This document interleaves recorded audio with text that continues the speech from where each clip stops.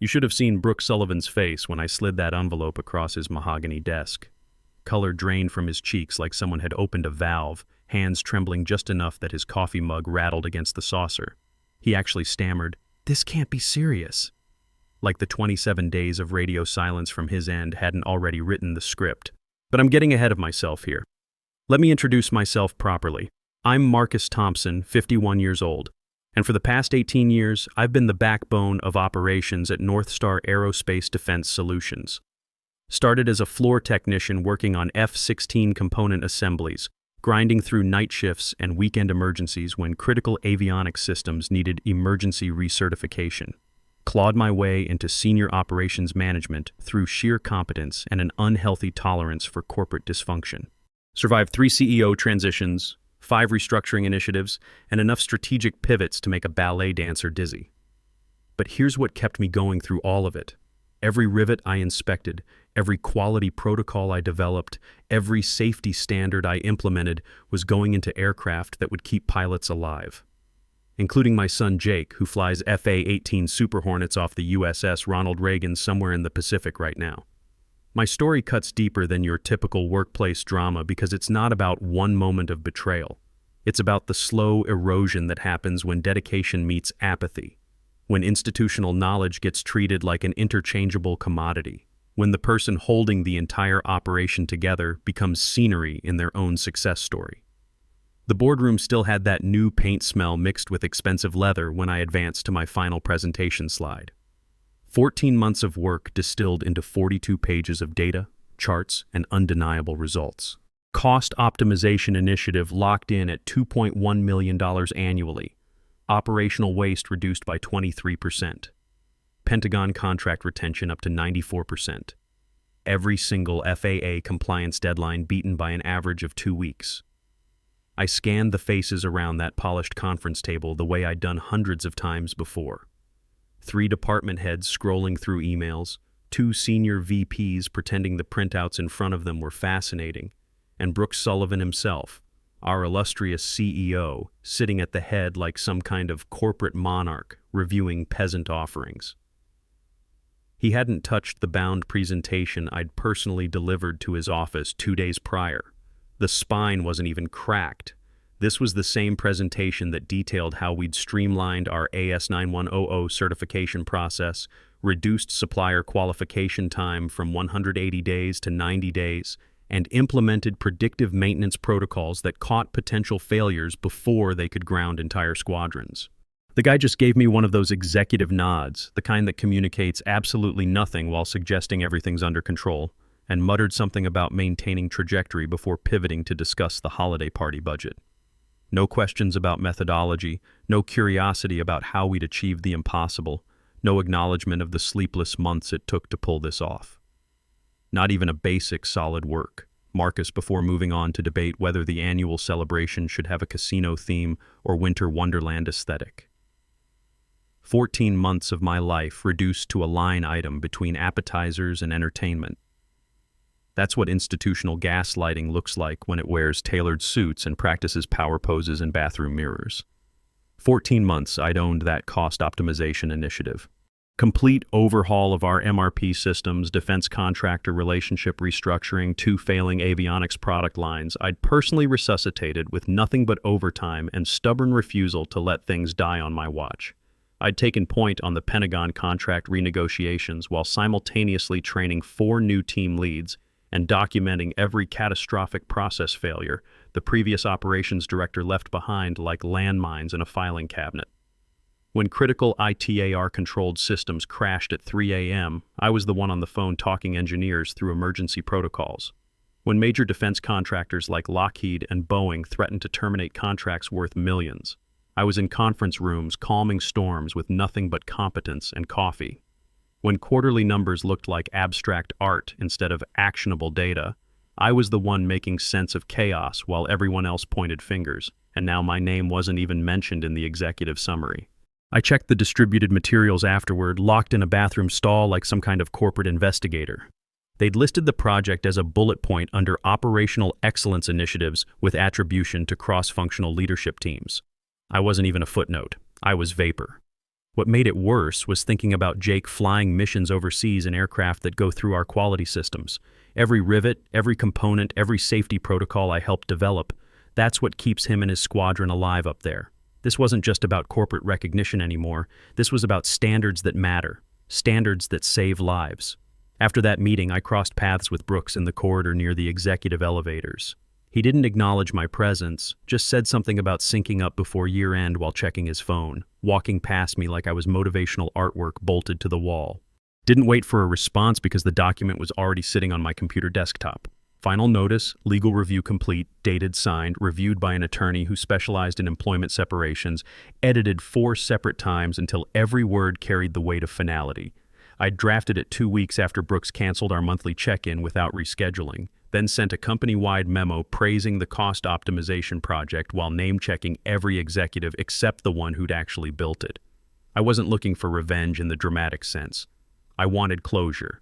Professional, documented, HR-approved closure. And honestly, I needed to work somewhere that noticed when someone saved them millions instead of treating institutional knowledge like free utilities. The foundation started cracking right there in that hallway moment. You can feel the atmospheric pressure change when someone senses a storm approaching, but believes they still control the weather patterns. What they didn't know, I'd been in conversations with executive recruiters for 3 weeks already, reviewing offer letters from 2 competitor firms, consulting with legal counsel about non-compete enforceability and severance negotiation strategies. They assumed I'd do what I'd always done, absorb the slight with professional grace, channel frustration into productivity, burn myself down to nothing until the next crisis needed solving. But this time I wasn't staying long enough to become a cautionary tale whispered in break rooms. And the beautiful part, they never suspected a thing. I gave them 27 full days, 27 business days, counting the Thursday when Brooks left early for some executive leadership retreat that somehow involved bourbon tasting and what I later heard was an incident with a golf cart and a decorative fountain. Every single day, I waited for the calendar invitation, the email thread, the casual coffee meeting request. Anything suggesting leadership understood the magnitude of what I'd accomplished, recognized the weight I'd carried, had concrete plans to acknowledge contribution with something more substantial than ambient gratitude. Instead, I got nods. Professional nods, the kind you'd give the maintenance guy who changes light bulbs without being asked. The kind that said I was furniture with a pulse, essential but invisible. Day 7, I walked past Brooks's office and heard him on a conference call discussing operational efficiencies with what sounded like board members. Through the glass, I could see my presentation slides on his monitor, my charts, my data, my 14 months of work. But when he referenced the team's outstanding performance, my name wasn't part of the conversation. It was like listening to someone else get credit for your own thoughts. Day 12, Rachel Williams from HR stopped by my office. Casual conversation about quarterly reviews, standard process stuff. Then she mentioned something interesting. Brooks has been getting a lot of positive feedback about the cost optimization project from the Pentagon Liaison Office. Apparently, they're using our process improvements as a model for other contractors. She paused, studying my face. I told him he should probably acknowledge the architects behind it. I just nodded. Sounds like good feedback. Marcus, she said quietly, you know your contribution was significant, right? I've been here 12 years, and I've never seen documentation as thorough as what you provided. That conversation stuck with me. Rachel knew. The Pentagon knew. Hell, even our competitors probably knew by now because word travels fast in the aerospace defense community. But somehow, the one person who mattered most, my direct supervisor and company CEO, was treating it like a group effort where the group happened to exclude the person who did 90% of the work. Day 19, I reviewed my compensation statement. No adjustment, no performance bonus, not even one of those spot recognition awards they handed out for significantly less impressive achievements.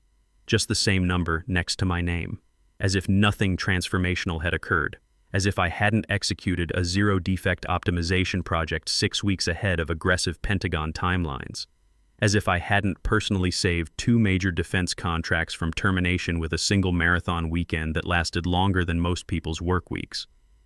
The office environment started feeling different in ways I couldn't quite articulate. Conversations didn't stop when I approached. They just shifted. Not because I was being discussed negatively, but because I wasn't being discussed at all. That's what they don't explain about workplace invisibility. It doesn't always announce itself with dramatic exclusion. Sometimes it manifests as ambient irrelevance, like you're a recurring background character in someone else's story.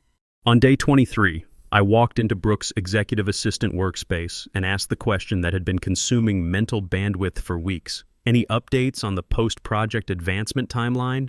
She barely glanced up from her dual monitor setup. He mentioned he'd circle back after the new year. After the new year. As in 4 months from now.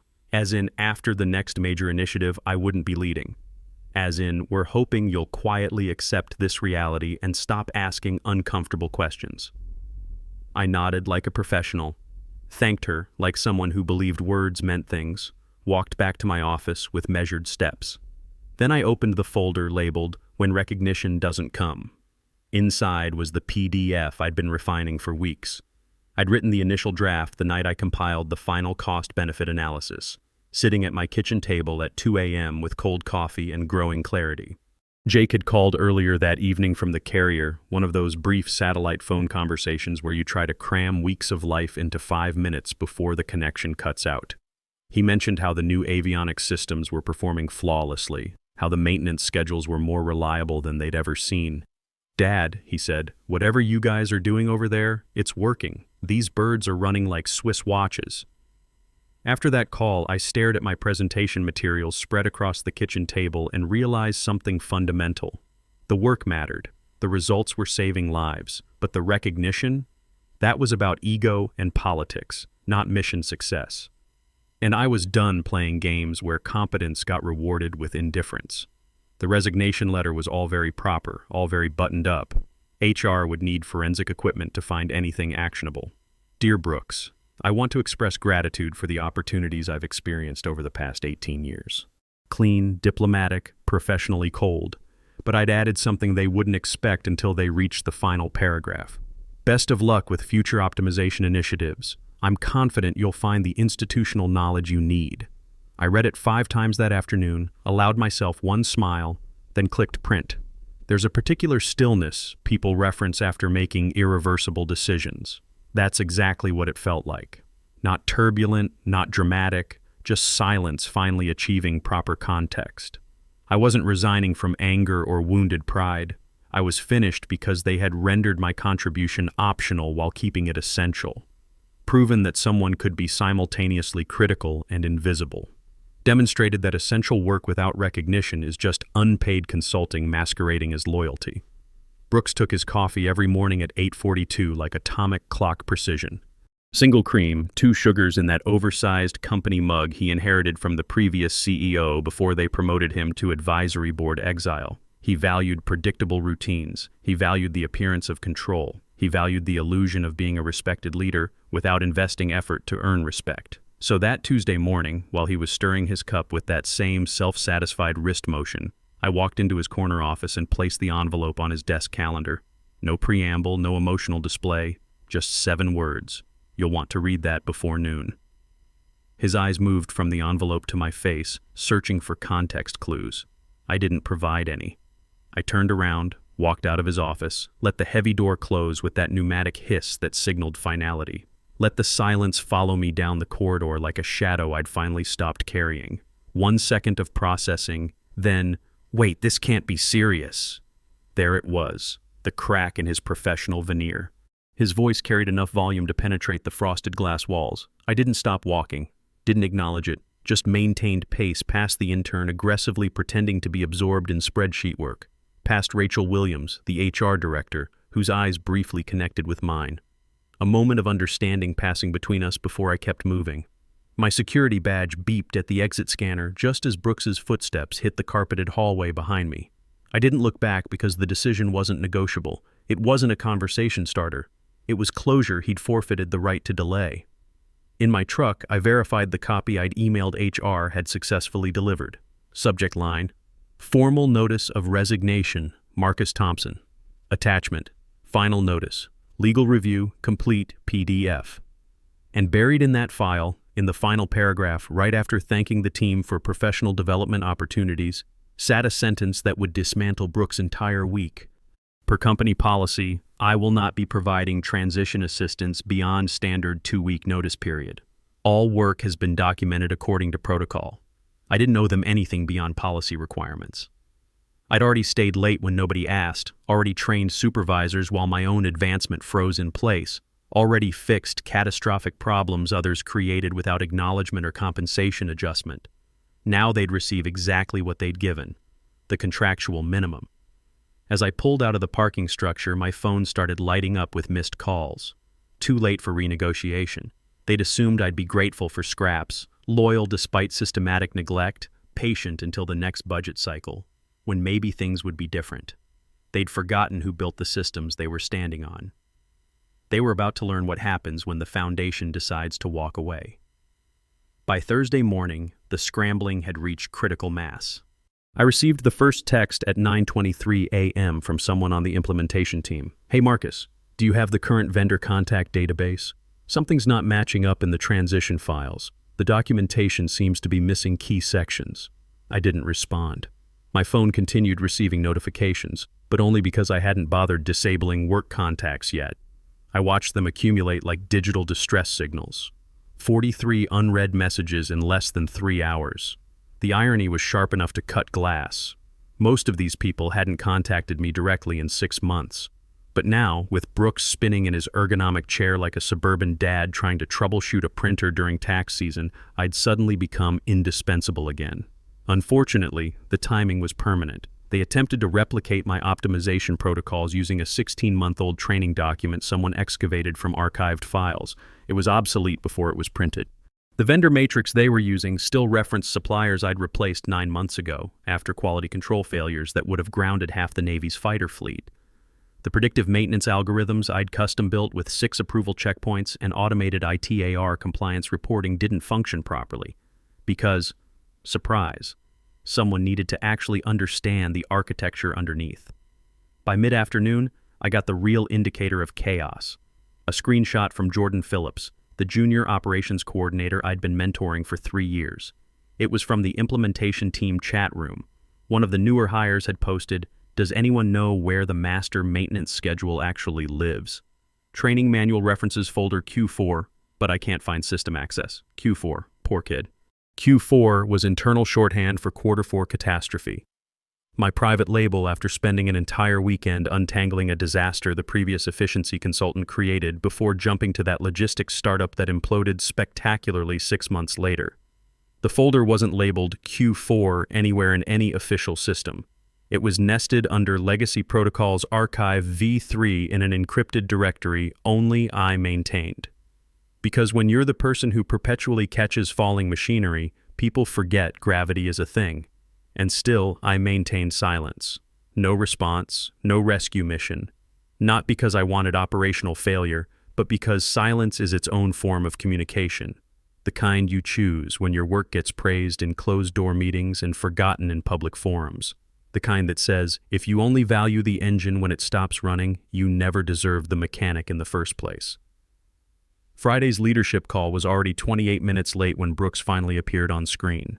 His tie was askew, probably from rushing, and his video feed kept freezing like even the technology didn't want to cooperate with him. Someone attempted breaking tension with a joke about Mercury retrograde. Nobody laughed. The production report he screen shared looked fundamentally wrong. The metrics were outdated by 2 quarters.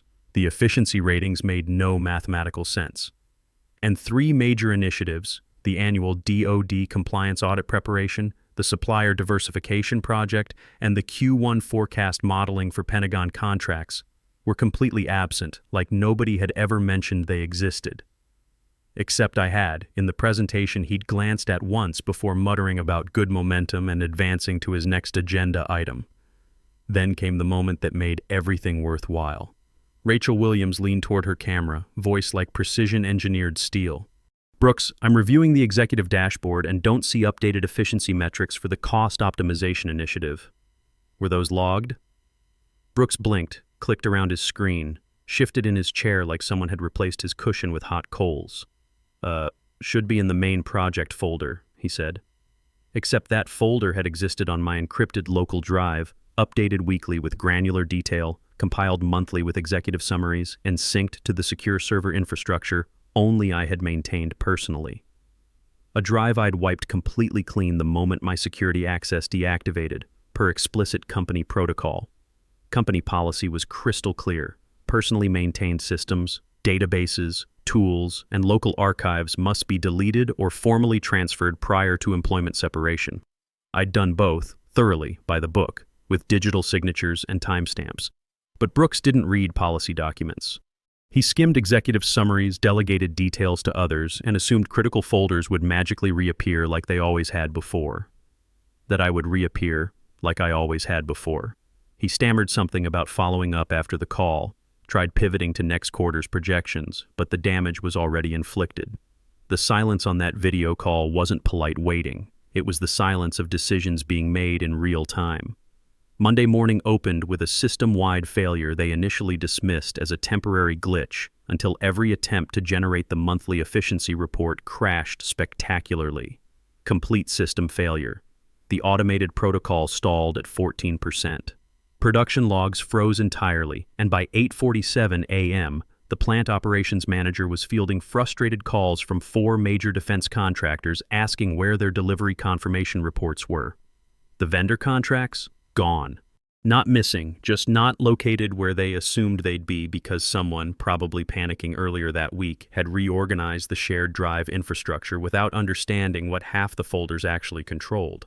I'd labeled everything with explicit clarity, but when you assume the organization fairy handles your critical thinking, even a folder called Do Not Move, Vendor Master Files feels like a suggestion rather than a command. Tuesday morning brought a call from an unknown number, but I knew exactly who it was. HR department. Rachel's tone was measured, almost apologetic, like she'd drawn the short straw and been assigned to clean up someone else's mess. Hi, Marcus. Brooks would like to speak with you when you have a moment. He's hoping you'd consider returning temporarily just to help smooth the operational transition. I smiled into my coffee mug. I appreciate you reaching out, I said calmly, but I already transitioned everything that was my responsibility to transition. It's all documented in the handover materials. She cleared her throat delicately. He's hoping for some hands-on guidance. Maybe just 2 or 3 weeks. I'm not available for that, I said simply. I departed cleanly, on schedule, and according to policy. Everything was documented. There was a pause. Would you consider a consulting arrangement, your hourly rate, whatever that might be? A few hours later, Brooks himself called. His voice was too enthusiastic, like a salesman who knows he's already lost but hasn't accepted it yet. Hey Marcus, glad we could finally connect. Look, I think we got off on the wrong foot after the optimization project wrapped. I'd love to bring you back for a few weeks just to help the team get properly oriented. I can offer you a 30% compensation increase. I didn't say anything. Let the silence expand. He filled it desperately. Okay, 50% increase and a director title, fully remote. You could be back in the system by this afternoon. I let the offer hang there for 5 full seconds, then responded flatly. Brooks, this was never about compensation. Silence on his end, the kind where you can hear someone's entire worldview recalibrating. You missed the moment, I continued. Not the payout, the moment. The moment when acknowledgement would have meant something. Clean refusal. No second chances, no consulting rate for ego repair, no emergency rescue mission. I could have left them to completely self-destruct, let them figure it out through trial and error with outdated manuals and desperate Google searches. But I didn't. Not because I owed them anything, but because Jordan Phillips deserved better than that. Jordan had been my operational shadow for 3 years. Came in straight from technical college, inexperienced but incredibly eager to learn about aerospace quality systems. He asked intelligent questions, stayed late to understand how I built maintenance schedules from scratch, took detailed notes like he knew every piece of information might prove critical someday. When the dust started settling after my departure, he was the only name I gave them when they asked for recommendations. I knew they'd call him. I also knew Jordan wouldn't just accept their first offer. Before he agreed to anything, he texted me the draft contract they'd proposed. Looks standard, I told him over the phone. Too much responsibility, insufficient authority. They're setting you up to fail so they can blame the mess on you. So I coached him, told him exactly what to demand, fixed-term contract with no extension clause unless he initiated it. Signature authority on all vendor decisions without requiring executive approval. dual administrative access on all critical systems. Performance metrics tied directly to his recommendations, not inherited problems he didn't create. And a clause guaranteeing full attribution in any published results or company materials. He rewrote their entire offer from scratch and presented it across their conference table like someone who understood his value. They signed it the following day, not because they wanted to, but because Jordan was the only person who could untangle the disaster Brooks pretended didn't exist. On his first day, Jordan texted me, "You mind if I use your maintenance framework as foundation?" I replied immediately, "Use everything. Just put your name on it." 6 weeks after everything settled, I got a LinkedIn message from Rachel Williams. Middle of a Wednesday afternoon, the kind of quiet moment when you don't expect anything interesting. The message just read, "Brooks has been reassigned to special projects. They're calling it a lateral opportunity." I stared at the screen for a moment, then closed the app without responding. Special projects. Corporate translation. He'd been benched. He'd keep his salary, probably keep his corner office, but nobody would report to him anymore. They'd park him there until he either retired gracefully or quit in frustration. These days, I work from a home office. Mostly freelance operations consulting, some efficiency audits, occasional system design projects for mid-size aerospace firms that still remember how to say thank you without requiring board approval. My consulting rate is triple what North Star used to pay me, and nobody questions whether I deserve it. They see the results. They pay the invoice. We maintain professional respect. And my son Jake, he's flying safer missions because the quality standards I helped build are still protecting him and every other pilot up there. Jordan's running those systems now, with proper recognition and authority to make them even better. That matters more than any recognition Brooks could have given. The recognition never came when it should have, so I took my expertise and walked away. Turns out that was the best decision I could have made. Sometimes the only way to be valued is to stop making yourself available to people who take you for granted. And sometimes closure looks like a clean resignation letter, proper documentation, and the sound of a system collapsing behind you while you drive away. No guilt, no regrets, just freedom. That's the ending they never saw coming. Because at the end of the day, loyalty without respect is just exploitation with a pension plan. And expertise without acknowledgement, that's just free consulting that walks away when it finally realizes its worth.